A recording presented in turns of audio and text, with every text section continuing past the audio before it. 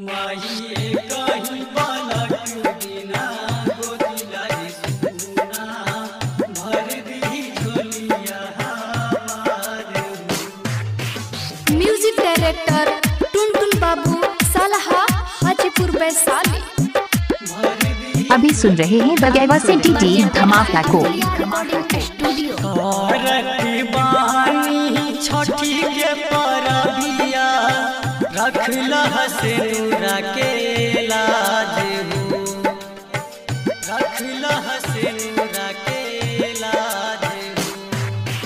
करत बानी छठी के परबिया रखला हसेनुरा के लाज हो। माई कहीं बालक बिना गोदी लागे सुना बन गले जिंदगी आधार हो। माई कहीं बालक बिना गोदी लागे सुना भर दी झोलिया हमार हो।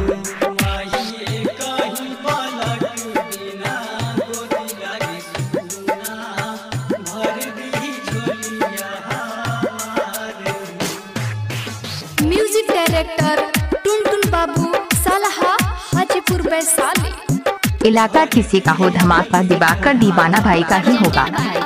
Recording studio. उपवास रह के पूजन करबो पूजनवा छठी के बरात माई बहुते कठिन बा।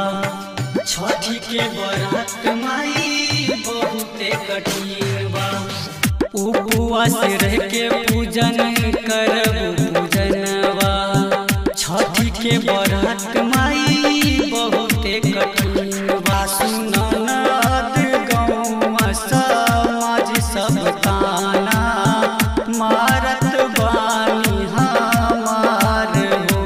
माई कहीं बालक बिना गोदी लागे सुना बन गले जिंदगी आधार हो। माई कहीं बालक बिना गोदी लागे सुना भर दी झोलिया हमार हो। माई कहीं बालक बिना गोदी लागे सुना भर दी झोलिया हमार हो। माई कहीं बालक बिना गोदी लागे सुना भर दी झोलिया हमार हो। म्यूजिक डायरेक्टर टुनटुन बाबू अभी सुन रहे दिवाकर दीवाना भाई। Recording studio. हमरो सिनुरवा के लाज ये मैया सुनल हर जी छठी मैया सुनल हर जी छठी मैया।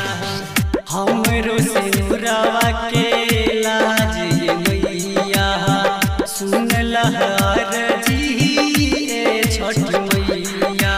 नारियल फल दौरा कोनिया रख देत तोहार हो। माई कहीं बालक बिना गोदी लागे सुना बन गले जिंदगी आधार हो। माई कहीं बालक बिना गोदी लागे सुना भर दी झोलिया हमार हो। माई कहीं बालक बिना गोदी लागे सुना बन गले जिंदगी आप सुन रहे हैं दिवाकर दीवाना भाई को ग्राम बगेवा जिला मधुबनी।